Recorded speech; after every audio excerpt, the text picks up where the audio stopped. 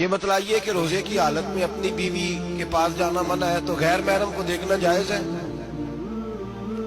ہمارے T V پہ میں نے پہلے بھی کہا تھا کہ ہم ٹھیکیدار اور ذمہ دار نہیں ہیں مذہب کے. یہاں ہمارے آنے سے پہلے بھی کوئی بیٹھا تھا. ہم مریں گے تو یہاں ہم سے بڑے بڑے نیک لوگ بیٹھے ہیں. کوئی بندہ ذمہ دار نہیں ہے. بڑے بڑے کج کلا صاحب جبہ و دستار، بڑے بڑے صاحب بصیرت، آئمہ، فقہاء، علماء، زعماء، نقبا، صوفیاء، اولیاء، غوث، کتب، ابدال، اوتاد، کتب الاقطاب، جانے کون کون آئے، علماء آئے، مفسرین آئے، محدثین آئے، گزر گئے. ہم تو خاک نشین لوگ ہیں، تھوڑا کام کرنے والے، تھوڑی صلاحیت رکھنے والے. لیکن بھائی اگر کرتے ہیں تو ایک کام کرتے ہیں، ساتھ دوسرا نہیں کرتے. یہ کس طرح کا دین سکھانے لوگ نکلے کہ شوال سے لے کر شعبان تک گانا سنایا جائے گا، شعبان سے لے کر شوال تک ناچ گانا کیا جائے گا، شوال سے لے کر شعبان تک دھما چوکڑی ہوگی، رمضان آئے گا تو حدیثیں سنائی جائیں گی، رمضان آئے گا تو لوگوں کو قرآن پڑھ کے سنایا جائے گا. یہ مذہب باز نہیں ہے کہ گویے مذہب سکھائیں گے، ایکٹر مذہب سکھائیں گے. یہ مذہب باز نہیں ہے کہ ایک گلاس کے اندر پہلے شراب پی لو، پھر اسی گلاس میں رمضان آئے تو شہد بانٹنا شروع کر دو. یہ باز نہیں، یہ میرے رسول اللہ کا مذہب ہے.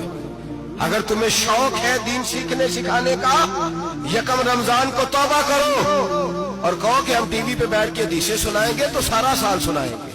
اور جس زبان سے حدیث نکلے گی پھر اس سے کبھی گندا گانا نہیں نکلے گا، پھر کبھی ناچ گانا نہیں ہوگا. یہ کون سا مذہب ہے جو بیویاں سکھا رہی ہیں؟ یہ کون سا دین ہے جو عورتیں سکھا رہی ہیں؟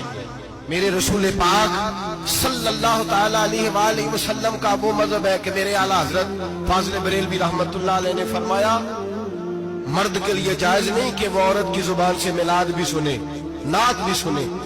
مرد کے لیے جائز نہیں. مرد کو مرد سکھائے گا، عورت سکھائے گی تو عورتوں کو سکھائے گی. بے شک آپ سویرے فتویٰ دیجئے کہ چھوٹی سی مسجد میں بیٹھ کے، چھوٹے سے کونے میں بیٹھ کے چھوٹا سا مولوی، اور وہاں تو اتنے بڑے مفتی ٹی وی پہ بیٹھے ہوئے، وہ غلط ہے تو صحیح ہے کیسے ہو گئے؟ سنو، میرے نبی پاک علیہ الصلوۃ والسلام کے مذہب کا حسن یہ ہے کہ اسلام کہتا ہے ایک نظر بی بی کو دیکھا کسی نے غلطی سے تو معافی ہو جائے گی، دوسری نظر شہوت سے دیکھا تو حرام ہے اس کے لیے. وہ پاکستان کا مولوی ہو یا سعودی عرب کا شاہ ہو، کسی کے لیے عورتوں کے بیچ پھرنا اٹھنا بیٹھنا جائز ہے؟ میرے نبی پاک صلی اللہ تعالی علیہ وسلم نے فرمایا میں عورتوں سے مصافحہ کرنے نہیں آیا. اور میرے نبی پاک صلی اللہ علیہ وسلم نے فرمایا، حضور فرماتے لیکن نا کتا بالکل ناپاک نہیں ہوتا، کتے کا تھوک ناپاک ہوتا ہے، یا کتا گیلا ہو جائے تو ناپاک ہوتا ہے، لیکن خنزیر سارا ناپاک ہوتا ہے، کل ناپاک ہے خنزیر. نبی پاک نے فرمایا خنزیر بھی ہو اور گند میں لتھڑا ہوا بھی ہو، پیشاب میں لتھڑا ہوا ہو، گوبر میں لتھڑا ہوا ہو، پخانے اور فضلے میں لتھڑا ہوا خنزیر ہو، اس کا جسم تیرے ساتھ ٹکرا جائے تو اتنا برا نہیں جتنا غیر محرم عورت کا وجود تیرے ساتھ ٹکرا جائے تو برا ہے. اس حد تک میرے نبی پاک صلی اللہ اور گنبد کے معاملے میں فتویٰ دینے والے، یا رسول اللہ کہنے پر کفر کا فتویٰ دینے والے اور بڑی بڑی باتیں کرنے والے خاموش کیوں ہو گئے؟ یا ایھا الذین آمنوا لا تتخذوا اليہود والنصارى اولیاء. رب فرماتا ہے یہودیوں اور عیسائیوں کو دوست نہ بناؤ. یہ تمہارے دوست ہو سکتے، یہ تمہارے سجن ہو سکتے.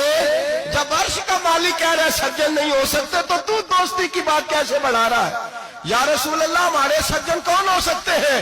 فرمایا تمہارا دوست وہ ہو سکتا ہے جو محمد عربی کا غلامی کرنے والا ہو، جو رسول اللہ کی نوکری کرنا ہو، دوست ہوگا.